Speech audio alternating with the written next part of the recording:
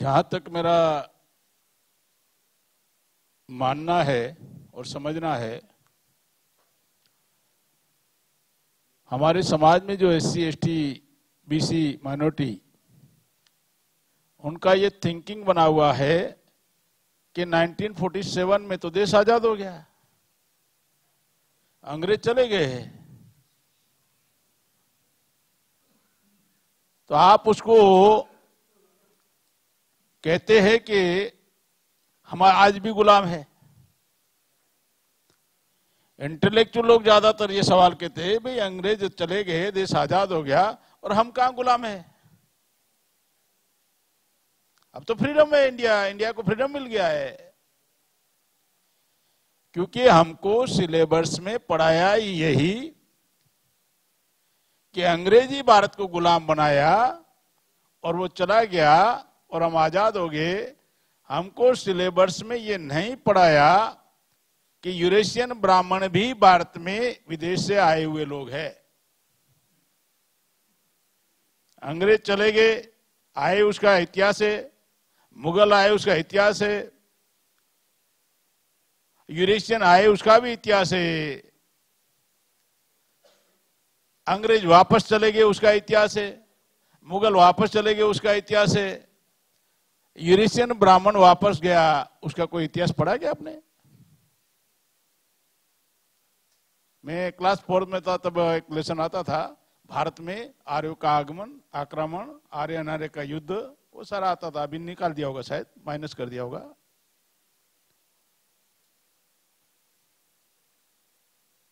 हमें हमारे दिमाग में इंटेलेक्चुअल लोगों को ही मालूम नहीं है कि हम आज भी गुलाम हैं, तो अनएजुकेटेड को तो मालूम होने का सवाल ही नहीं है।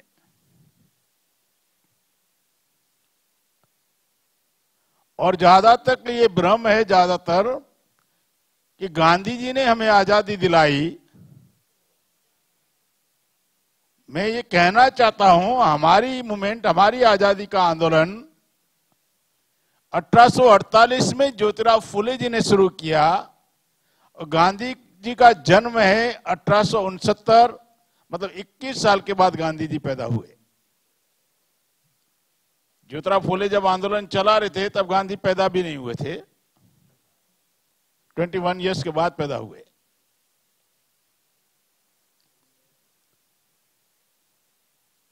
हम हमारे फोरफादर्स को नहीं मानते, महापुरुषों को महापुरुष नहीं मानते, हम दूसरों के महापुरुषों को महापुरुष मानते। ये हमारा यहां से डायरेक्शन चेंज हो जाता है।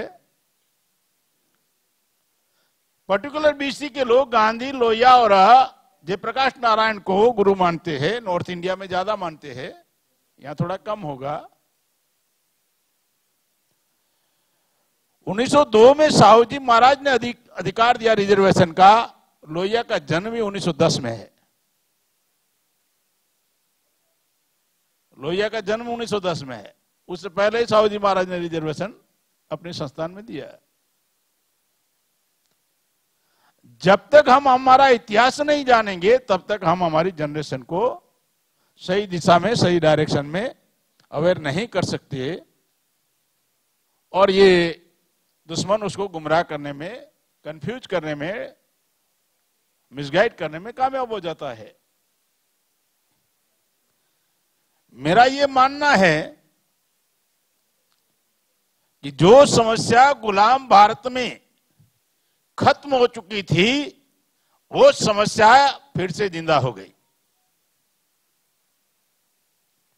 हजारों साल से जिन लोगों ने हमें एजुकेशन का अधिकार नहीं दिया, मनुस्मृति के तहत लॉर्ड मैकाले एजुकेशन सिस्टम आया 1813 में। अगर वो नहीं आया होता तो ज्योतिराव फुले नहीं पढ़ पाते, बाबा साहब अम्बेडकर सेकंड पीढ़ी के थे और हमारा नंबर ही नहीं आता था। और अंग्रेजों ने वो अधिकार नहीं दिया होता लॉर्ड मैकाले एजुकेशन सिस्टम के तहत, तो राष्ट्रपिता ज्योतिराव फुले नहीं पढ़ पाते थे। 1827 में जन्म है और बाबा साहब अम्बेडकर सेकंड पीढ़ी के है, सेकंड जनरेशन, और हमारा तो नंबर ही नहीं आता था। अंग्रेजों ने अधिकार दिया पढ़ने लिखने का, और आज वर्तमान में एजुकेशन सिस्टम को उन्होंने कोलैप्स कर दिया, पूरा कमर्शियलाइजेशन कर दिया ना, इतना महंगा कर दिया कि ऑर्डिनरी लेबर आदमी का या अनएजुकेटेड आदमी का इंग्लिश में बच्चे को पढ़ाना पॉसिबल ही नहीं है। और अभी सिस्टम को और खत्म कर रहे हैं। सरकार एजुकेशन सिस्टम को खत्म कर रही है। ट्रिपल पी के आधार पर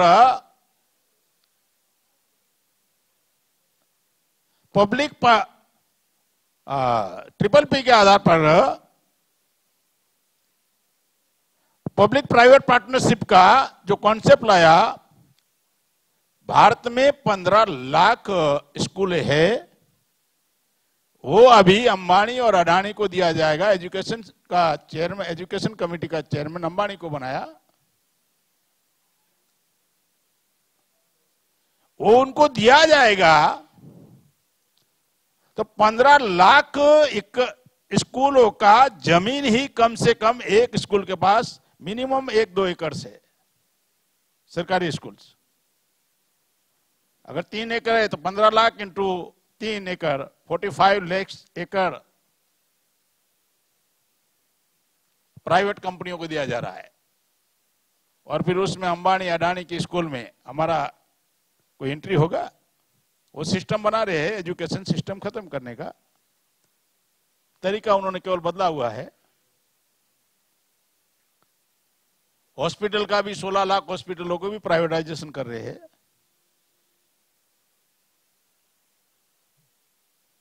जो एजुकेशन का राइट्स हमको मिला था वो इनडायरेक्टली खत्म कर रहे हैं। मैं नारगोनी साहब एक विलेज से हूं, गांव से हूं। मैंने देखा एक अनएजुकेटेड पेरेंट्स अपने बच्चे को डॉक्टर इंजीनियर बनाया। उसका फादर और मदर अनएजुकेट था और बच्चा डॉक्टर था। अनएजुकेटेड और लेबर। आज कोई आदमी इमेजिन कर सकता है, लेबर आदमी, कि मेरा बच्चा डॉक्टर बने, इंजीनियर बने? इमेजिन भी कर सकता है क्या? 1 करोड़ रुपया चाहिए, कहां से लाएंगे? इंजीनियर बनाने के लिए 50 लाख रुपया चाहिए मिनिमम, कहां से लाएंगे? ये बढ़ने वाला है, कम नहीं होने वाला है। उन सिस्टम नया बनाया है, हम लोगों को लगता है अब कहां प्रॉब्लम है भाई? ये नए प्रॉब्लम निर्माण हो रहे, मालूम नहीं है। अंग्रेजों ने अधिकार दिया इक्वालिटी बिफोर लॉ का 1860 में, तो क्या हमारे साथ इक्वालिटी हो रही है क्या?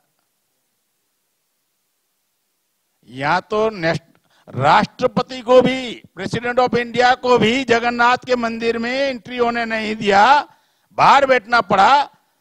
तो प्रेसिडेंट ऑफ इंडिया से हम लोग बड़े हैं क्या? ये राजस्थान का आप देख लिया, छोटे बच्चे को पानी के लिए डेली एवरी डे ये हो रहा है सारा। अंग्रेजों ने कास्ट सेंसस का शुरू किया था 1881 में, बंद कर दिया इन्होंने। क्यों बंद किया? इसके भी कारण है। मतलब गुलाम भारत में जो हो रहा था, तथाकथित आजाद भारत में कैसे खत्म हो रहा है। अंग्रेजों ने भूमि अधिग्रहण, लैंड एक्वायर करने का जो 1894 में 1894 में कानून बनाया कि आप पब्लिक इंटरेस्ट में ही लैंड ले सकते हैं।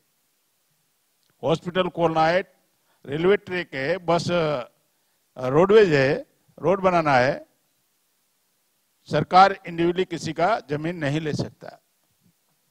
अब बना दिया ना, लाओ टाटा बिरला को, क्यों नहीं दोगे? कंपलसरी कर दिया। और रेट भी जमीन मालिक तय नहीं करेगा, गवर्नमेंट करेगा। अंग्रेजों के समय रिजर्वेशन मिला, अब सारा खत्म हो गया। सारा का सारा रिजर्वेशन अभी खत्म हो गया है। कागज के पन्नों में हो सकता है, प्रैक्टिकल में खत्म हो चुका है। सारा मल्टीनेशनल कंपनियों को भारत में बुलाया। जब मल्टीनेशनल कंपनियों को भारत में बुलाया तो कोई भी फॉरेन कंट्री से अगर कंपनी आ रही है तो गवर्नमेंट की इजाजत के बगैर आ नहीं सकती, परमिशन के बगैर। अगर आपको यहां से बाहर जाना है विदेश में तो पासपोर्ट वीजा लगता है ना, विदाउट पासपोर्ट वीजा जा सकते क्या? वहां से अगर किसी को आना है तो पासपोर्ट वीजा लगेगा। तो कंपनियां यहां आ रही है, मल्टीनेशनल कंपनियां, तो विदाउट गवर्नमेंट की परमिशन के बगैर आ नहीं सकती। अटल बिहारी के समय का 91 का ये उसके बाद का ये प्लानिंग जो उन्होंने बनाया, विदेशी कंपनियों को बुलाना, प्राइवेटाइजेशन करना। जब उनको लगा हायर कास्ट के लोगों को कि ये जो मल्टीनेशनल कंपनियां आएगी इनके पास न्यू टेक्नोलॉजी होती है और बहुत सारा उनके पास रिसोर्स होता है, तो यहां के बनिए लोगों को कंपटीशन में ये नहीं ठीक पाएंगे। एक जापान का खिलौना है 50 रुपीज का, एक इंडियन खिलौना है 100 रुपीज का, तो कस्टमर कौन सा पसंद करेगा?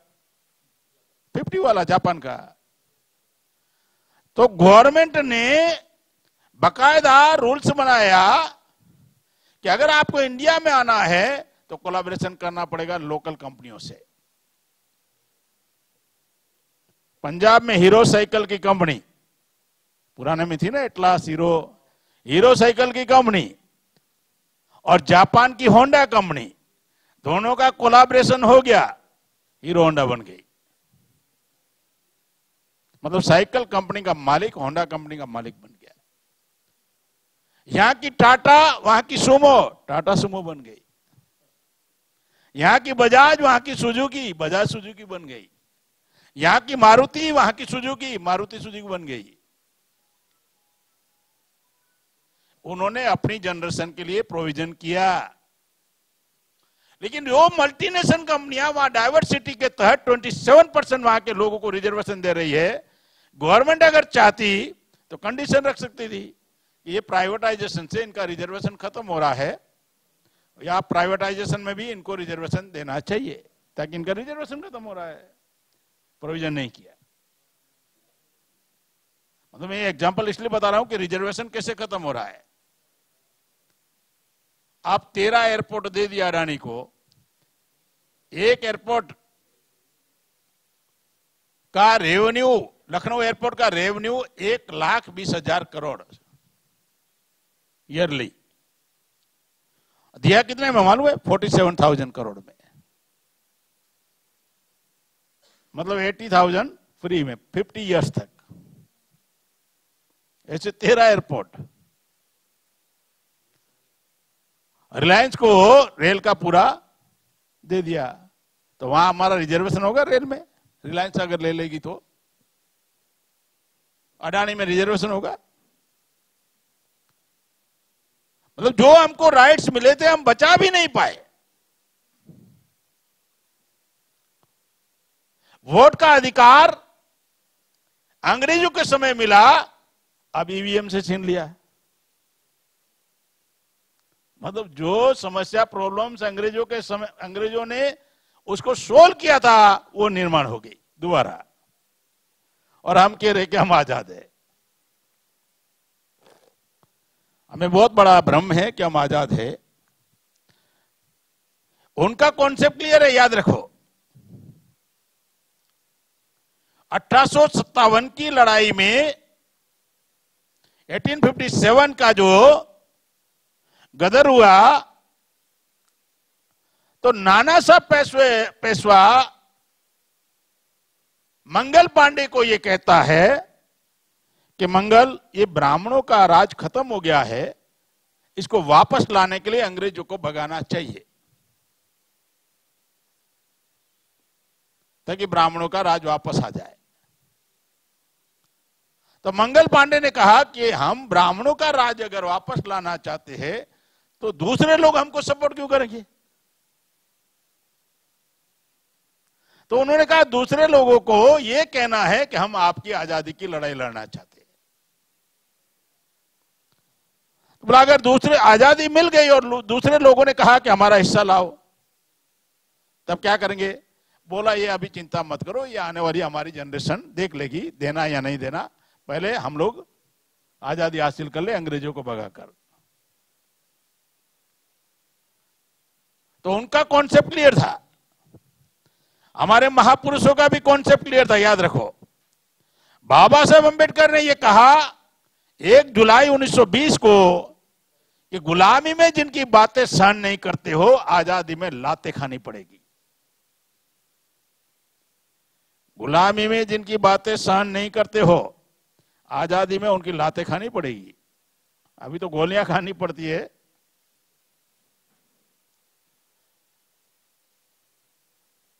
28 अक्टूबर, उसके बाद 29 अक्टूबर 1951 में बाबा साहब ने कहा कि वर्तमान स्वराज उनका स्वराज है, हम तो आज भी गुलाम हैं। अंग्रेज आने के बाद बाबा साहब कह रहे कि हम तो आज भी गुलाम हैं। जो पढ़ा लिखा लेख कहते हैं, इंटेलेक्चुअल कहते हैं ना कि हम आजाद है। अरे बाबा साहब से ज्यादा एजुकेटेड हो क्या? बाबा साहब कहते हैं कि ये हमारी वर्तमान स्वराज फ्रीडम उनका फ्रीडम है, हमारा नहीं है।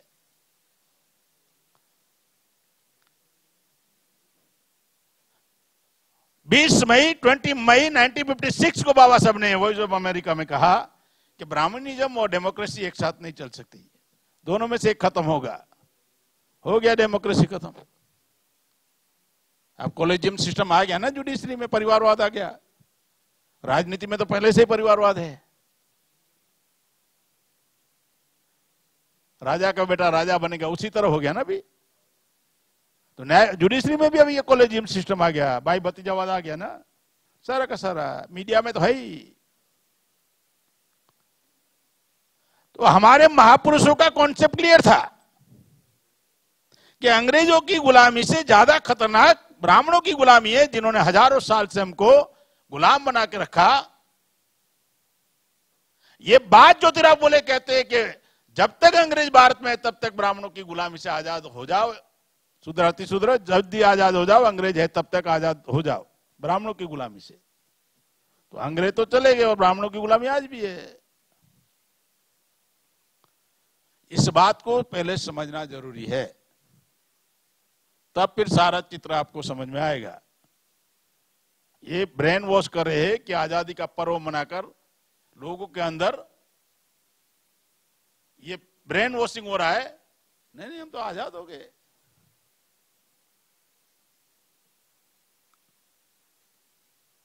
ये ब्रेन वॉशिंग कर रहे हैं कि हम आजाद हो गए। जब तक ये मानेंगे कि हम आजाद हो गए, तब तक हम हमारे समाज की गुलामी को खत्म नहीं कर सकते। याद रखो, पहले स्वीकार करना पड़ेगा कि SC ST OBC और माइनॉरिटी के लोग आजाद नहीं है आज की तारीख में भी।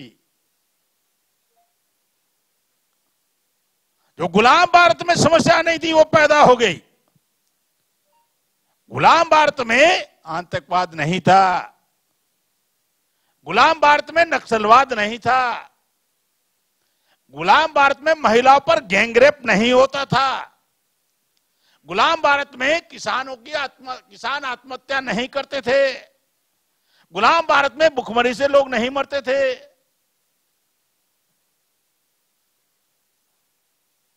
तो गुलाम भारत में नहीं था समस्या, वो समस्या पैदा हो गई अभी, और भयानक समस्या पैदा हो गई है। एकदम भयानक समस्या पैदा हो गई है। इस समस्या को जब तक हम लोग नहीं समझेंगे तब तक हम इसका मुकाबला या इसके बारे में सोच नहीं सकते। हम सब कुछ करना चाहते हैं, प्रॉब्लम्स का रूट को हमें मालूम नहीं है, हम प्रॉब्लम सॉल्व करना चाहते हैं, ये हमारी समस्या है। प्रॉब्लम्स का रूट कोज मालूम नहीं है, हम प्रॉब्लम सॉल्व करना चाहते हैं, ये हमारी सबसे बड़ी समस्या है।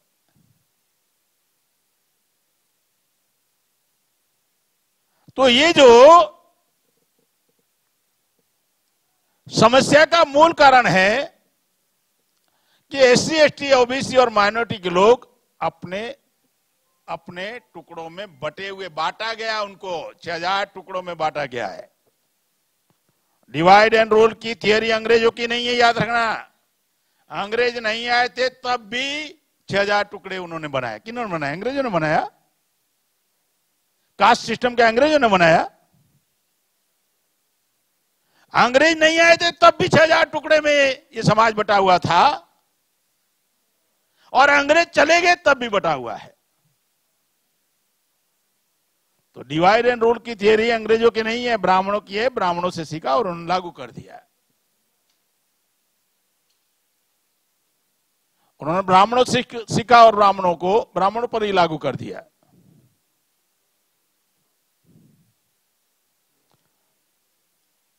कितने लोगों को मालूम है कि जवाहरलाल नेहरू 2 सितंबर 1946 को भारत का प्रधानमंत्री बन गया था? 15 अगस्त का मालूम होगा, लेकिन 2 सितंबर 1946 को नेहरू भारत का अंतरिम गवर्नमेंट डिक्लेयर हुआ, प्रधानमंत्री बन गया।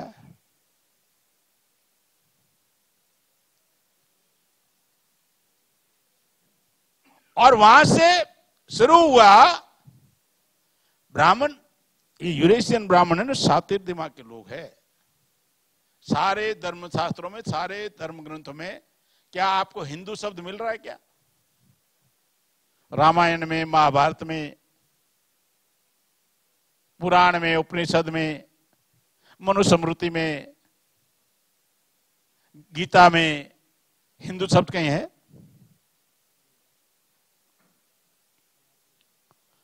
ये कहां से शुरू हो गया इनका प्रॉब्लम?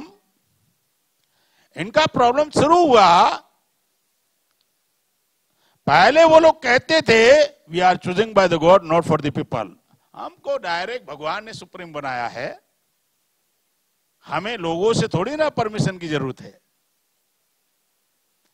जैसे ही 1917 में एडल्ट फ्रेंचाइज लागू हुआ ब्रिटेन में, वोट का अधिकार, तो उनको समझ में हो गया कि ब्रिटिश इंडिया है तो भारत के लोगों को भी वोट का अधिकार मिलेगा, और अगर इनको वोट का अधिकार मिल गया और कास्ट सेंसस अगर हो गया तो 3.5% ब्राह्मण, 3.5%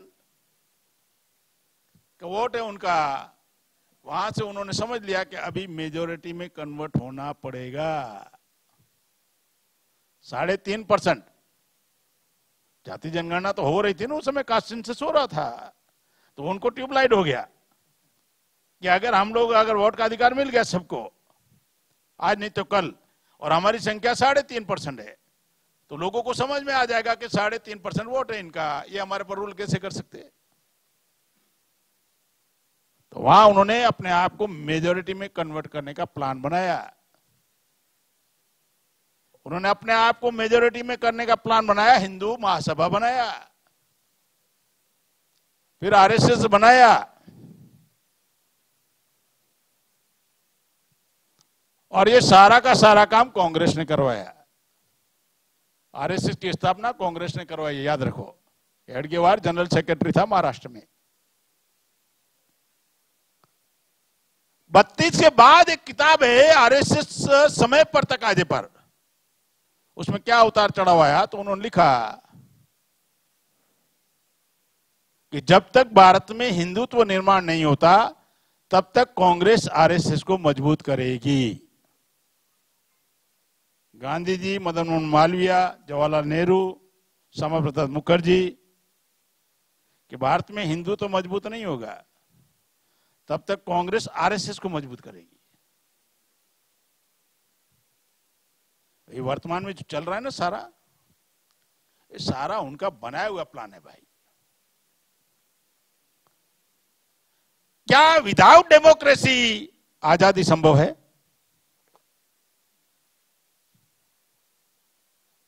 लोकतंत्र के बगैर आजादी संभव है? तो उन्होंने लोकतंत्र को ही खत्म कर दिया। 28 अक्टूबर 1951 को बाबा साहब अम्बेडकर ये कहते हैं, पंजाब के जालंधर में स्पीच किया डीएवी कॉलेज में, कि भारत की डेमोक्रेसी का फीचर क्या होगा, भारत का जो लोकतंत्र है इसका असर क्या होगा,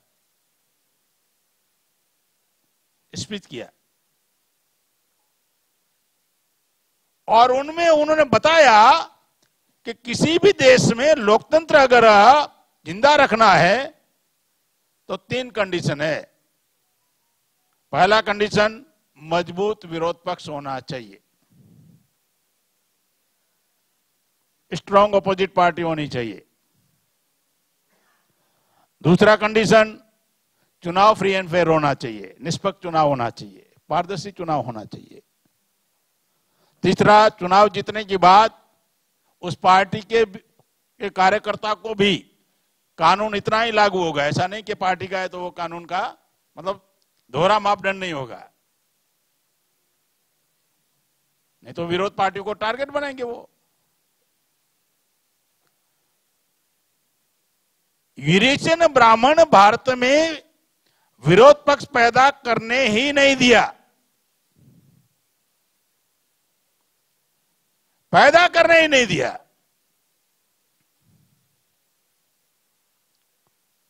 उन विदेशियों ने पैदा करने ही नहीं दिया। ये मैं नहीं कह रहा हूं, उनके बाप दादा ने लिखा है किताबों में, ऋग्वेद में लिखा हुआ है, अंबार से आए हुए हैं।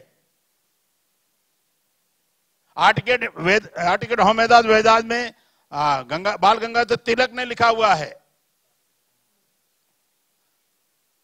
जवाहरलाल नेहरू ने लिखा हुआ डिस्कवरी ऑफ इंडिया में, अंबार से आए, भारत की खोज। अब आपको अपना घर खोजने की कभी जरूरत पड़ती है कि मेरा घर किधर आया? बाहर से आएगा तो पूछेगा ना भाई चिंतालय जी किधर रहते हैं। तो जवाहरलाल नेहरू को भारत को खोजने की क्या जरूरत पड़ी? सावरकर ने लिखा 6 golden page, bunch of thoughts में गुरु गोलवलकर ने लिखा,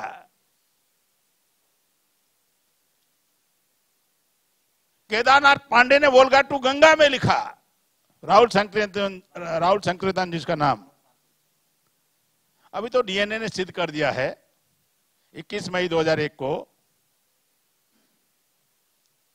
तो उन लोगों ने भारत में विरोध पक्ष अपोजिट पार्टी पैदा करने नहीं दी। 47 से पहले विरोध पक्ष था, वो विरोध पक्ष था मुस्लिम लीग। मुस्लिम लीग विरोध पक्ष था। 33.5 मुसलमानों को रिजर्वेशन था लखनऊ पैक्ट के तहत।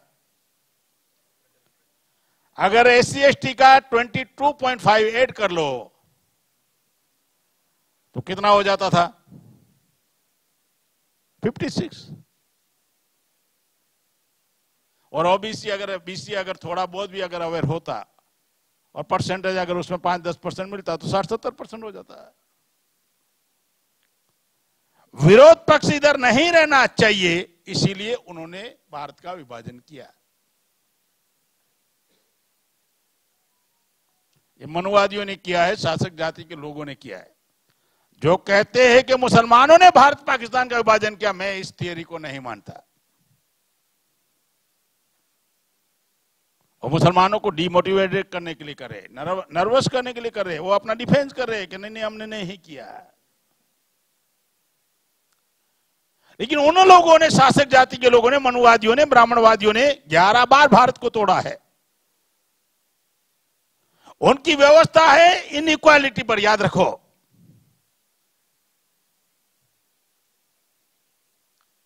और मुसलमानों का आबादी, एक समय था अफगानिस्तान तक भारत था ना, सम्राट अशोक के समय अफगानिस्तान, वहां अफगानिस्तान अलग हो गया, बलूचिस्तान अलग हो गया, पाकिस्तान अलग हो गया, बांग्लादेश अलग हो गया। क्यों? मुसलमानों का बेज है इस्लाम और इस्लाम का बेज है मसावात, इक्वालिटी।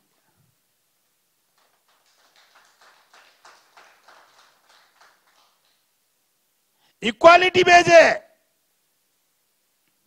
तो उन्होंने उधर इनका इनइक्वालिटी उधर ही डाल दिया। जहां दुनिया में जहां कहीं भी इस्लाम पहुंचा ना, मजलूमों के बीच में पहुंचा, फैल गया। भारत में मोहम्मद साहब आए नहीं थे। इस्लाम का मैसेज सूफी संतों ने पहुंचाया, जहां इस्लाम पहुंचा, मजलूमों में पहुंचा, तो लोगों ने एक्सेप्ट किया और दुनिया में इस्लाम फैल गया। भारत में आज 83 करोड़ मजलूम है, इस्लाम क्यों नहीं फैल रहा है? कभी मुसलमानों ने सोचा?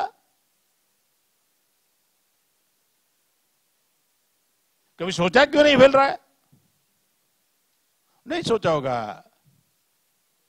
वो फैल सकता है,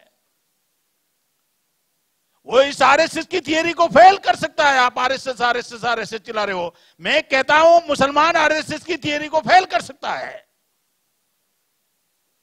केवल रमजान के महीने में 15 करोड़ मुसलमान अगर पूरे महीने में 3 लोगों को या अगर नॉन मुस्लिम को अगर कन्वे करे इस्लाम के सिद्धांतों के आधार पर, तो 15 करोड़ इंटू 3 45 करोड़ और 15 करोड़ खुद है, 60 करोड़ में ब्रदरहुड की भावना हो सकती है।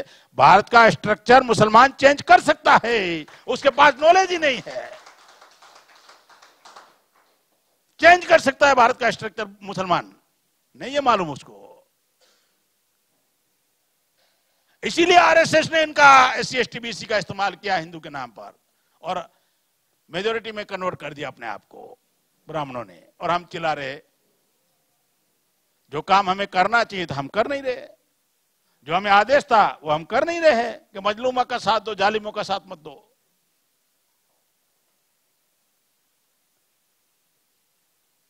इस्लाम की थियरी को समानता की विचारधारा को उन्होंने वहीं भेज दिया। इधर आ जाओ, श्रीलंका अलग हो गया, थाईलैंड अलग हो गया, म्यांमार अलग हो गया, इंडोनेशिया अलग हो गया, नेपाल अलग हो गया, बुद्धिस्ट कंट्री। और बुद्धिस्ट का आइडियोलॉजी है इक्वालिटी की, और उनका इनइक्वालिटी, अपनी इनइक्वालिटी की सिस्टम को बचाने के लिए भारत को 11 बार उन्होंने टुकड़ों में बांटा। अभी तिब्बत का नंबर है। मुसलमानों को ब्लेम लगा रहे कि इन्होंने देश का विभाजन किया। मैं ये कहना चाहता हूं कि जब तक भारत का मुसलमान अपने आप को मुसलमान मानता रहेगा और एससी एसटी ओबीसी को हिंदू मानता रहेगा, तब तक आपकी समस्या का समाधान नहीं है। आप दुश्मनों को मेजोरिटी में कन्वर्ट कर रहे हो। एससी एसटी ओबीसी को बीसी को हिंदू मानोगे तो आप दुश्मन को मेजोरिटी में कन्वर्ट कर रहे हो। भारत के मुसलमानों को अगर अपनी समस्या का समाधान करना है तो अपने आप को मूल निवासी कहना शुरू कर दो, मेजोरिटी में कन्वर्ट हो जाओगे।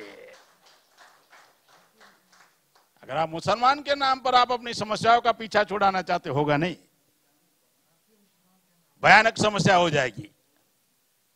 आप मूल्यवासी की थियरी को एडॉप्ट करोगे तो जल्दी प्रॉब्लम सोल्व होगा। एससी एसटी बीसी का प्रॉब्लम माइनॉरिटी का भी सोल्व हो जाएगा। इस थियरी को उन्होंने बकायदा मेजोरिटी में कन्वर्ट करने के लिए दंगे फसाद, कांग्रेस के समय में 65,000 दंगे फसाद हुए हिंदू मुसलमान के। 65,000 दंगे फसाद हुए।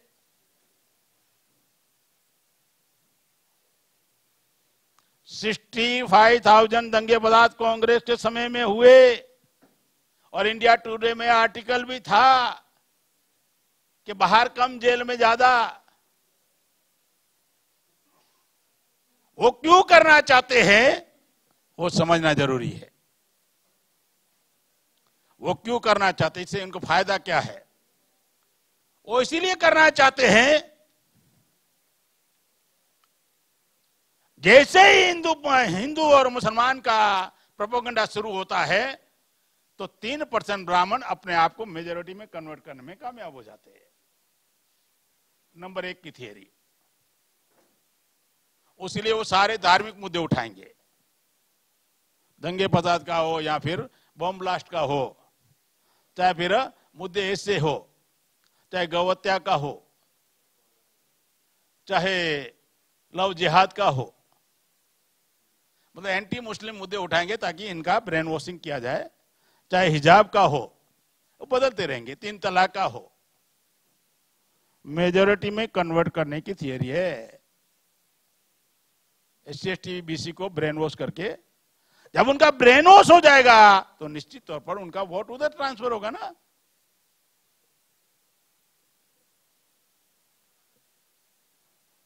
दूसरा तरीका है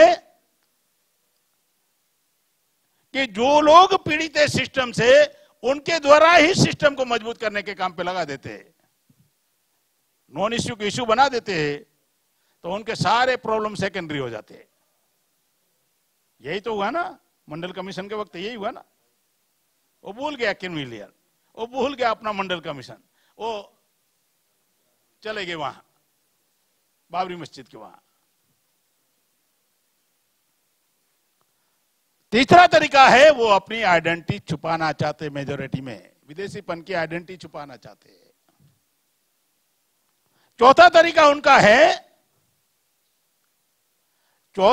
उनका यह है कि इससे ब्राह्मणों का नेतृत्व और मजबूत होता रहे। मेजोरिटी होगी, लीड करने वाला मजबूत होगा उसके फेवर में। जब उसी तरह दूसरे तरीके जो है, भयानक तरीके हैं, जो आप दूसरे तरीके हैं गुलामी के विरोध में विद्रोह करने वाले। वो विद्रोह खत्म हो जाता है, उसको एहसास नहीं होता, वो फिर अपनी दूसरों की लड़ाई लड़ने में, खुद की लड़ाई भूल जाता है, वो दूसरों की लड़ाई लड़ने में लग जाता है, अपने अधिकार की लड़ाई भूल जाता है, अपना संवैधानिक अधिकार की लड़ाई भूल जाते हैं। यही तो है उनका थियरी हिंदुत्व के आधार पर हिंदू राष्ट्र बनाने का।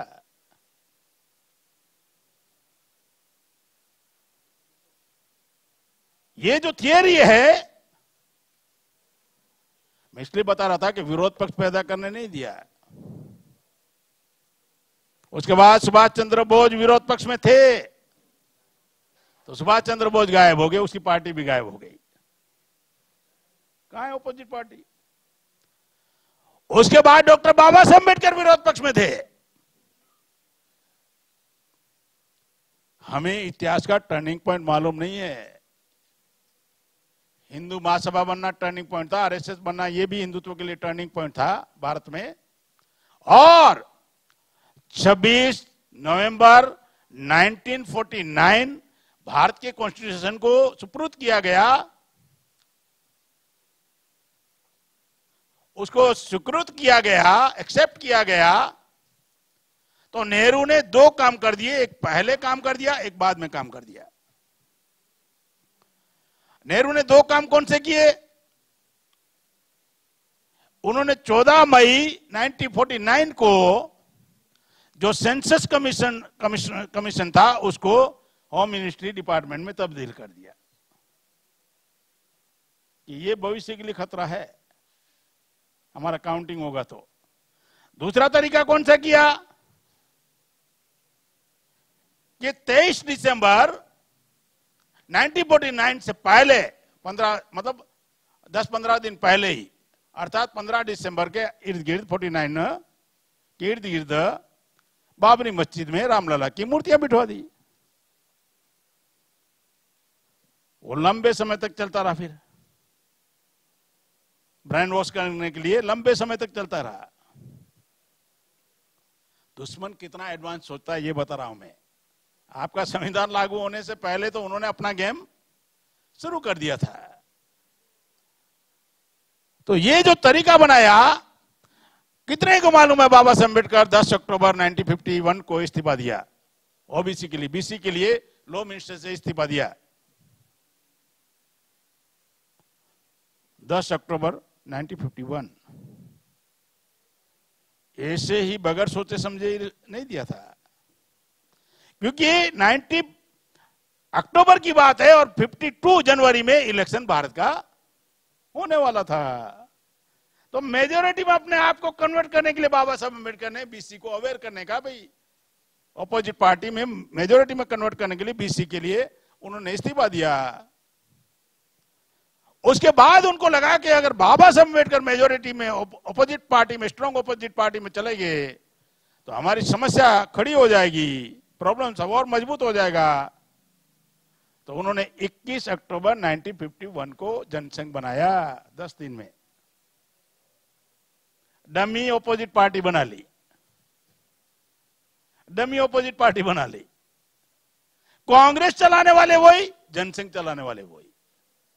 हिंदू महासभा से कांग्रेस ने जनसंघ के लिए आदमी दिया, श्यामा प्रसाद मुखर्जी। आप कह रहे हो अलग अलग है लोग,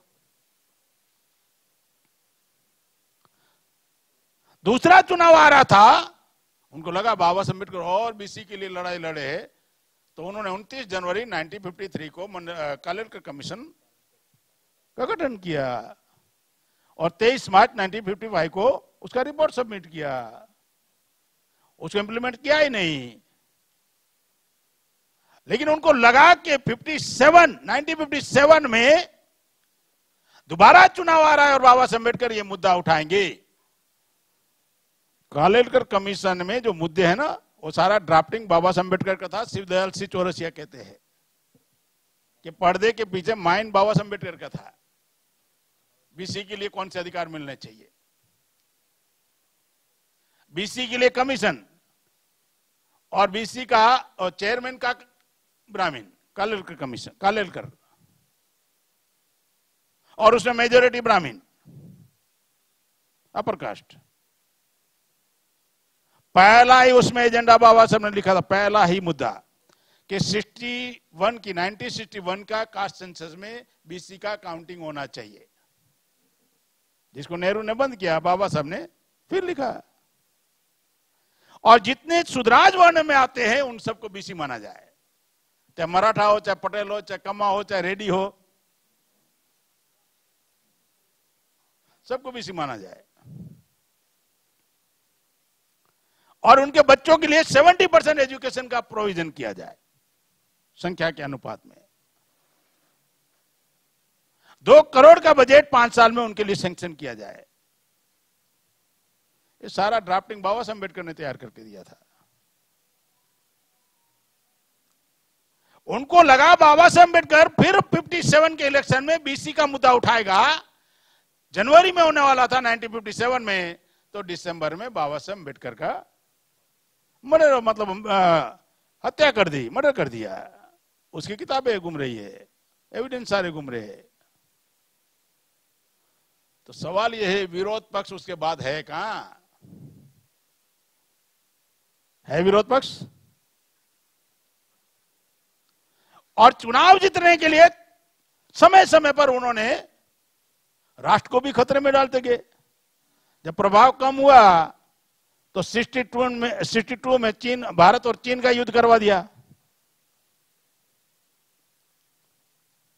57 के बाद 5 साल मिला दो, 62 हुआ, भारत चीन युद्ध हो गया, जीत गए हम लोग, प्रोपेगेंडा किया। फिर 67 का चुनाव आ रहा था, उससे पहले भारत पाकिस्तान का युद्ध हो गया। फिर 67 में 5 ईयर्स अगर ऐड करेंगे तो 72 होता है, तो 71 में भारत बांग्लादेश का युद्ध हो गया।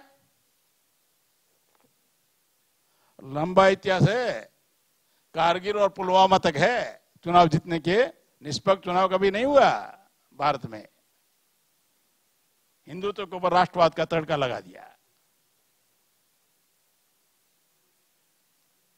ये चल रहा है पूरा। और उसके बाद तो ईवीएम आ गया, उसके बाद ईवीएम आ गया। और ईवीएम से आपको मालूम है वन वे हो रहा है, अभी वन वे सारा हो रहा है,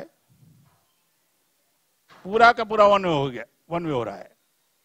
उन लोगों ने हमारे अधिकार के लिए, हमारे अधिकार छीनने का पूरा प्लान बनाया, पूरा प्लान बनाया। आप हैरान हो जाओगे। हमारे पढ़े लिखे जो एजुकेटेड लोग हैं ना, उनको भी इसका रियलाइजेशन नहीं है कि बाबा साहब अम्बेडकर ने जो हमको अधिकार दिया वो किस तरह मिला हमको और किस तरह खत्म हो रहा है, मालूम ही नहीं है उसको। मैं आपको केवल शॉर्ट में ही बताना चाहता हूं। अगर रिजर्वेशन का ही कॉन्सेप्ट की अगर बात कर रहे हैं तो 5% रिजर्वेशन हासिल करने के लिए 72 गुर्जर शहीद हो गए, नहीं मिला। 6% रिजर्वेशन हासिल करने के लिए, पाने के लिए 82 पटेल पाटीदार गुजरात में शहीद हो गए, नहीं मिला। 4% रिजर्वेशन हासिल करने के लिए 17 जाट शहीद हो गए, नहीं मिला। कितना दिन ट्रेनों पर ट्रेनें बंद करके रखा। 4.3% रिजर्वेशन के लिए 15 मीना शहीद हो गए। 10% रिजर्वेशन के लिए 10% रिजर्वेशन के लिए 42 मराठा शहीद हो गए और 52% लोगों को रिजर्वेशन पाने के लिए कितना साल इंतजार करना पड़ा 47 से अगर काउंट करोगे, वैसे 32 से काउंट करोगे 50 साल हो गया। 16 नवंबर 1992 कितना दिया 27, 60 साल इंतजार करना पड़ा और इंप्लीमेंट नहीं हुआ। लेकिन जनरल कैटेगरी के लोगों को 10% रिजर्वेशन देना था, 10 दिन भी नहीं लगा। रूलर को रिजर्वेशन की जरूरत नहीं पड़ती, याद रखो। छत्रपति साहू जी महाराज ने रिजर्वेशन दिया था, कमांड में थे, और बाद में मराठा मांगते रहे हमको रिजर्वेशन दो, डिमांड में आ गए। जिनको कमांड और डिमांड के अंतर नहीं समझ में आता, वो परिवर्तन की लड़ाई नहीं लड़ सकता। हमारे लोग डिमांड करते रहते हैं, ये चाहिए वो चाहिए वो चाहिए, कमांडिंग के बारे में सोचते नहीं ना, कमांडिंग के बारे में सोचते ही नहीं। जो अधिकार मिले थे वो समाप्त हो गए। बहुत भयानक परिस्थिति पैदा हो गई। इतनी भयानक जटिल परिस्थितियां पैदा हो गई कि लोग सोच रहे कि अभी इसमें से हम निकले कैसे। बीसी का, जनगणना का, बीसी का, कास्ट सेंसस का ब्राह्मणों ने नहीं करने दिया। प्रधानमंत्री ब्राह्मण थे, याद रखो। 51 में जवाहरलाल नेहरू थे, 61 में जवाहरलाल नेहरू थे, 71 में इंदिरा गांधी थी, 81 में इंदिरा गांधी थी, 91 में नरसिंह राव था, 2001 में अटल बिहारी वाजपेयी था, 2011 में मनमोहन सिंह था। 5,000 करोड़ का प्रोविजन किया, करेंगे, बाद में नहीं किया है, बायोमेट्रिक सिस्टम डाल दिया, आंकड़े उपलब्ध नहीं करवाया। फिर इस मुद्दे को ठंडा करने के लिए बीसी के आदमी को प्रधानमंत्री बनाया। उन्होंने कहा मैं ओबीसी का आदमी हूं, पिछड़े वर्ग का आदमी हूं।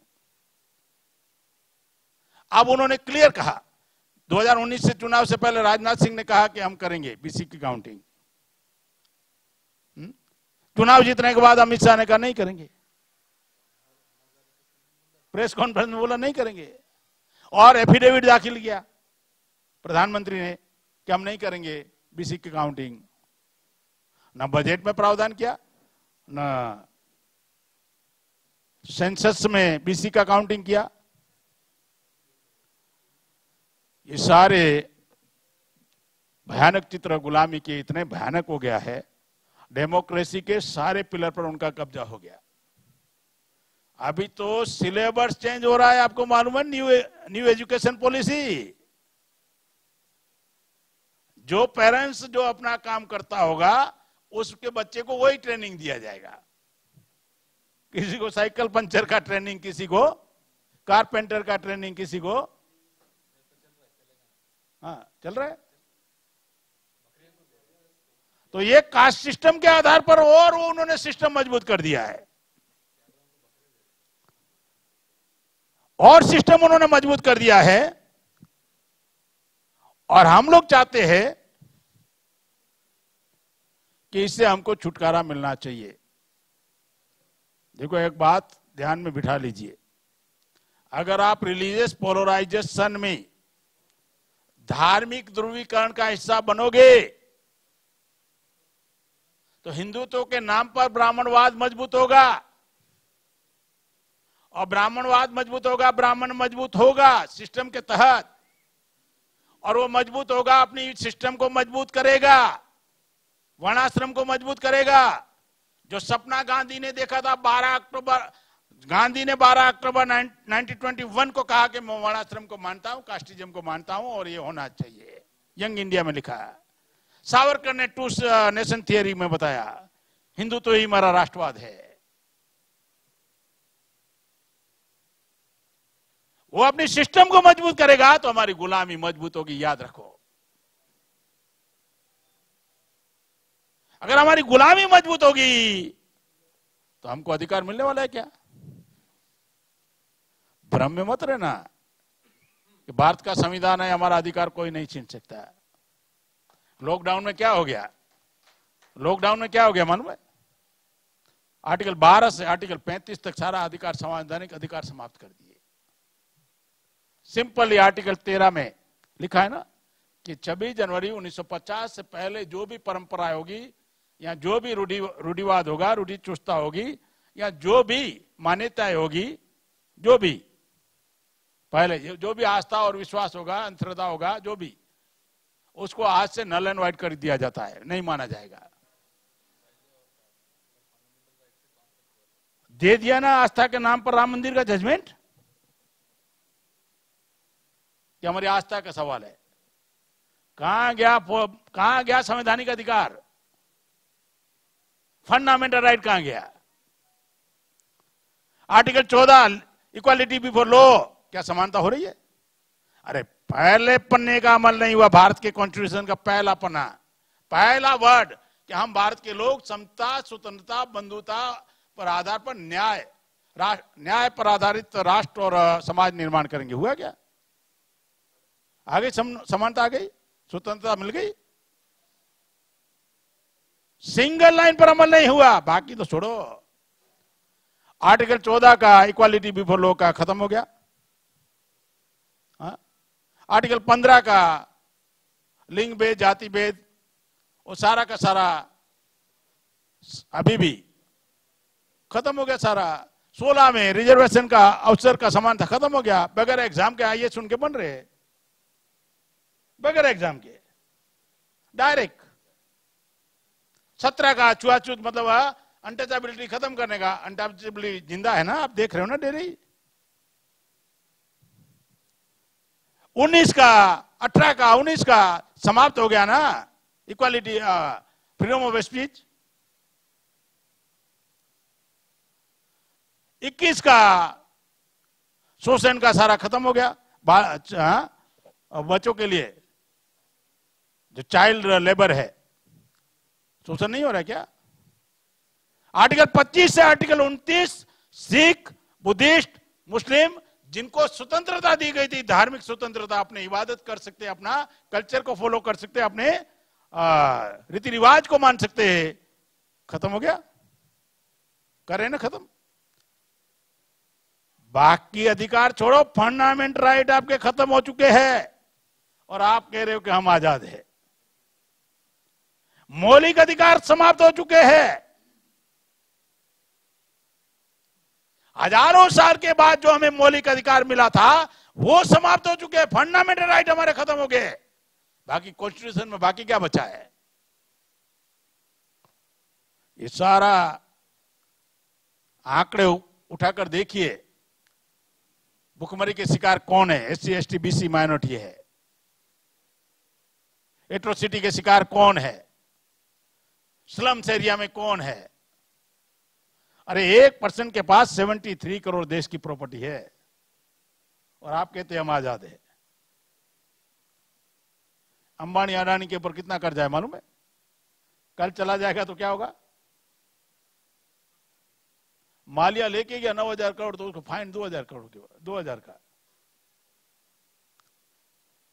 सारा भयानक समस्या पैदा हो चुकी है और हम उनसे उम्मीद करेंगे कि वो हमारी समस्याओं का समाधान करें, पॉसिबल नहीं है।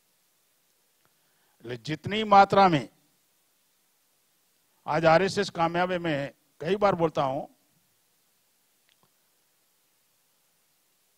इस देश में उनके धर्मशास्त्रों ने, प्रकाश के लोगों के धर्मशास्त्रों ने पाबंदी लगाई थी कि इनका पानी नहीं पीना अछूत होगा, इनका इबादत नहीं करने का, खाना नहीं खाने का, उनकी बस्तियों में नहीं जाने का, अनटचेबिलिटी को फॉलो करते थे। लेकिन 90 साल से 100 साल से आरएसएस के लोग जा रहे एंटी मुस्लिम मेंटालिटी क्रिएट करने के लिए, ब्रेन वॉश करने के लिए। उनके धर्मशास्त्रों ने मना किया था, वो जा रहे हैं। और इस्लाम ने मुसलमानों को आदेश दिया था कि मजलूमों का साथ देना, जालिमों का मत देना है। क्या मुसलमानों ने मजलूमों में समय, बुद्धि और पैसा लगाया? अगर वो भाईचारा पैदा करने के लिए लगाए होते तो आज आपका दुश्मन आपके भाइयों का इस्तेमाल कर सकता था। जो हमें आदेश मिला वो हम कर नहीं रहे और हम कोस रहे कि आरएसएस के लोगों ने किया है। अरे तो हमको जो करना था हम लोगों ने नहीं किया ना भाई, इसके लिए जिम्मेवार हम लोग हैं ना। सारे लेबर लॉज खत्म हो गए, मालूम है, 8 घंटे के बदले 12 घंटे, मतलब 1.5 गुना काम करना पड़ेगा, साल का बदले 1.5 साल का काम करना पड़ेगा, इतना ही, उतनी ही अमाउंट में। इसका सॉल्यूशन यही है कि जल्दी से जहां भी SC ST BC के लोग हैं, माइनॉरिटी के लोग हैं, उनके अंदर सामाजिक पोलराइजेशन होना चाहिए, सोशल पोलराइजेशन होना चाहिए। अगर वो सोशल पोलराइज होंगे तो उनका मेजॉरिटी में वो कन्वर्ट हो जाएंगे, बहुजन समाज बनेगा और मूल निवासी के तहत ताकत निर्माण होगी, तो आप अपनी सारी समस्याओं का समाधान अपनी ताकत के आधार पर कर सकते हो। अगर ताकत निर्माण नहीं करते हो तो नहीं हो सकता। अगर आप उधर फॉलो कर रहे हो दुश्मनों को, तो वो शक्ल बदल कर आएंगे। एक जालिम का विकल्प दूसरा जालिम नहीं हो सकता। हो सकता है क्या? एक जालिम का विकल्प दूसरा जालिम हो सकता है? नहीं हो सकता।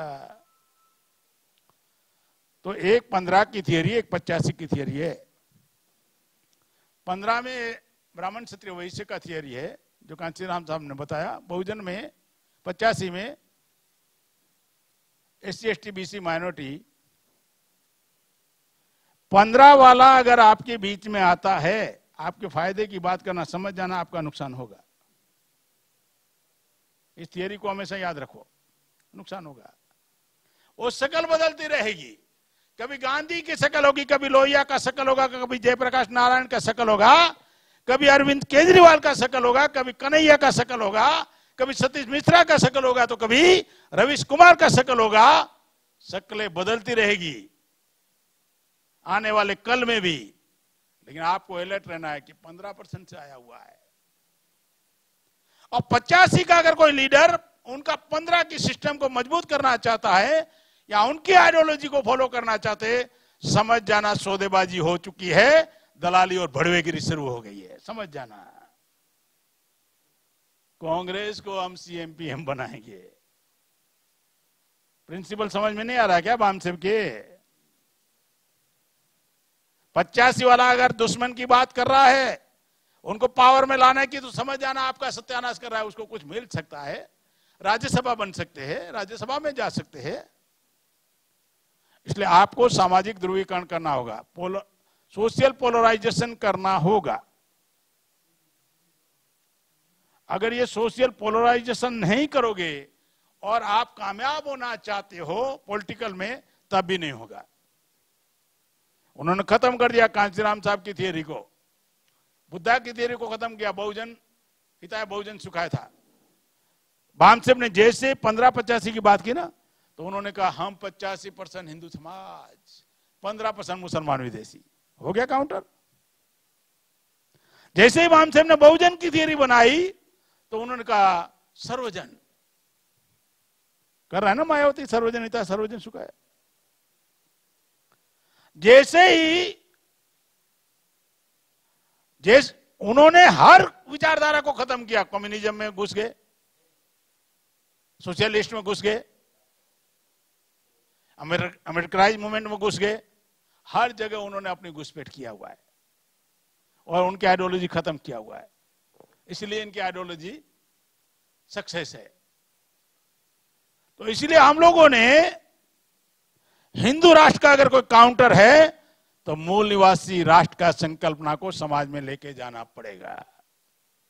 देश के मूल निवासियों का राष्ट्र, हम इस देश के मूल निवासी है। हम कह रहे, दूसरे लोग बोले, वो बोलते फिर हम कहां के, वो तुम जानो, तुम्हारे बाप दादा जाने। भाई हम इस देश के मूल निवासी है।